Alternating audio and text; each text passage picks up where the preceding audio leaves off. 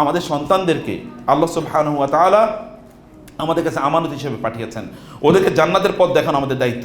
দুনিয়ার দায়িত্ব আল্লাহ নিয়েছেন, কিন্তু আখিরাতের দায়িত্ব আপনাদের। দুনিয়ার দায়িত্ব কে নিয়েছেন? আল্লাহ। ওয়ামা মিন দাব্বাতিন ফিল আরদি ইল্লা আলাল্লাহি রিজকুহা। বাবারা মনে করবেন না যে সন্তানদের জন্য আপনি ইনকাম করেন, বরং আপনাদের সন্তানদের কারণে আল্লাহ তাআলা আপনাদের ইনকাম বাড়িয়ে দেন। ইন্নামা তুনসারুনা ওয়া তুরযাকুনা বিদুআফাইকুম।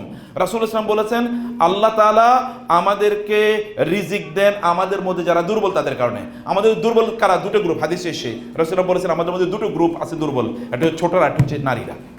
শিশুরা এবং নারীরা হচ্ছে সমাজে দুর্বল। এই দুই দুর্বল গ্রুপের কারণে আল্লাহ তাআলা পুরুষদের রিজিক বাড়িয়ে দেন। এই দুই দল মানে এই কারণে হাদিসে এবং কোরআনে এসছে, যদি কেউ বিয়ে করে তাহলে আল্লাহ তাআলা কি করে? তার রিজিক বাড়িয়ে দেন। আসে না কোরআনে? ওয়ান কি হল আয়ামা মিনকুম ওয়াস-সালিহিন মিন ইবাদিকুম ওয়া ইমাইকুম ইন ইয়াকুনু ফুকারা ইউগনিহুমুল্লাহু মিন ফাদলি। তোমরা দিনদারি নারীদেরকে বিয়ে করো, তাই তোমরা যদি গরিব থাকো এই দিনদারি নারীদেরকে বিয়ে করার কারণে আল্লাহ তাআলা তোমাদেরকে ধনী বানিয়ে দেবেন, ধনী বানিয়ে দেবেন আল্লাহ বলছেন। তাহলে তার মানে তার উইক এই কারণে। এবং হাদিসে এসে রাসূলুল্লাহ সাল্লাল্লাহু আলাইহি সাল্লাম তিনি বলেছেন যে দুর্বলদের কারণে আল্লাহ তোমাদের রিজিক বাড়িয়ে, তোমাদের সন্তানদের কারণে তোমাদের রিজিক বাড়িয়ে দেয়া হয়। আল্লাহ তাআলা বলেছেন ওয়া'মুর আহলাকা বিস-সালাতি ওয়াসতাবির আলাইহা লা নাসআলুকা রিজকা নাহনু নারযুকুকা ওয়াল আকিবাতু লিত-তাকওয়া। তুমি নামাজ পড়ো, তোমার সন্তানদেরকে নামাজ পড়াও। যদি তোমাদের সন্তানদেরকে তোমরা ঠিকমতো নামাজ পড়াতে পারো, রিজিক নিয়ে কোনো টেনশন করতে হবে না, আমি তোমাদেরকে রিজিক প্রদান করব। তিনি যদি কাফের মুশরিকদেরকে খাওয়াতে পারেন, তাহলে নামাজীদেরকে তিনি খাওয়াবেন না? এটা কেমন কথা হলো? নিশ্চয়ই তিনি খাওয়াবেন। আপনাদের সন্তানদের জন্য বাবাদেরকে বলবো বাইরের দৌড়ঝাঁপ কমান। আপনার সময় দেন, বাসায় সন্তানদেরকে সময় দেন, ওদেরকে নিয়ে কোরআন পড়েন। কোরআনে কি বলা আছে এটা তাদেরকে বলেন, কোরআনের তাফসীর ওদেরকে বলেন, কোরআনের মিনিং ওরা বুঝুক, ওরা ভালো মানুষ হিসেবে বেড়ে উঠুক। ভালো মানুষ আমাদের জন্য প্রচণ্ড জরুরি।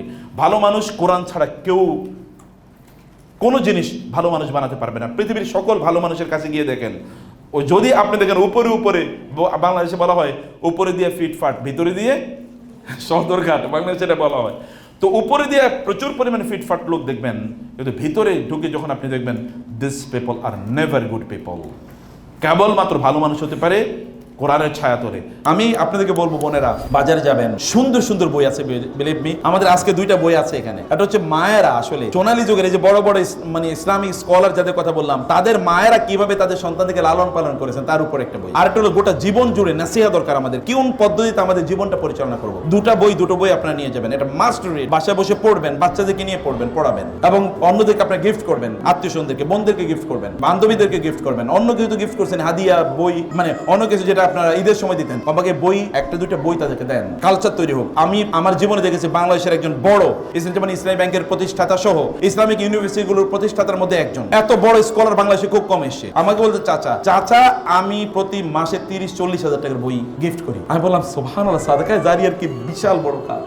বান্ধবীদেরকে বই গিফট করেন, তাদেরকে বলেন কিভাবে তারা ভালো মানুষ হবে, আর তারা ভালো মানুষ কিভাবে বানাবে এটা তাদের মধ্যে তৈরি করা, ওদের মধ্যে সেলফ এস্টিম তৈরি করা, বাচ্চাদের মধ্যে সেলফ এস্টিম।